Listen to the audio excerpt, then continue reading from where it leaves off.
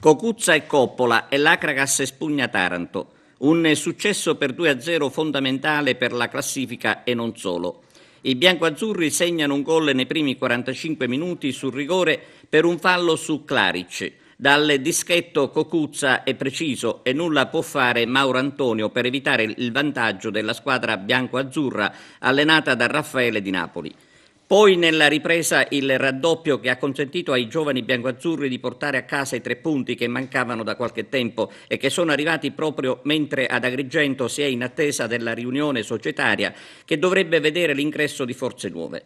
Per quanto riguarda la partita, c'è da aggiungere che il Taranto le ha provate tutte, ma alla fine l'Acragas è stata davvero brava, con una difesa attenta e il solito Addario in ottima forma. Brillante anche la prestazione di Lonco, dal quale è partito il contropiede che da lì a poco ha portato al calcio di rigore per l'atterramento di Klaric, mentre è venuto dal giovane Palmiero il passaggio decisivo che ha portato al gol del 2-0. Inutile dire che ieri a Taranto bisognava vincere, così è stato, perché si tratta di una vittoria importantissima.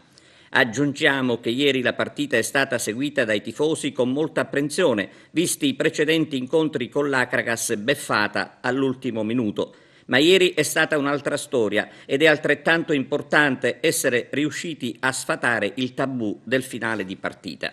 Al termine della gara, in sala stampa, il mister Raffaele di Napoli ha fatto pubblicamente i complimenti ai suoi ragazzi. Hanno tirato fuori una prestazione intelligente, ha detto, in un momento abbastanza delicato della stagione. Sono stati eccezionali e li ringrazio per la grande gioia che ci hanno regalato. Siamo consapevoli dei nostri limiti, ma affrontiamo ogni partita nella stessa maniera, indipendentemente dal nome dell'avversario.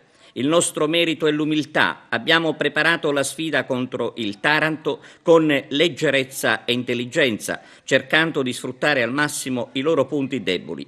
E ci siamo riusciti in pieno. Siamo scesi in campo, ha aggiunto Di Napoli, con la consapevolezza di non dover vincere a tutti i costi.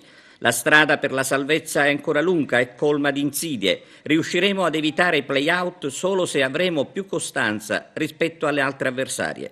È un campionato difficile, ha concluso Di Napoli, e molto equilibrato, sia per l'alta che per la bassa classifica.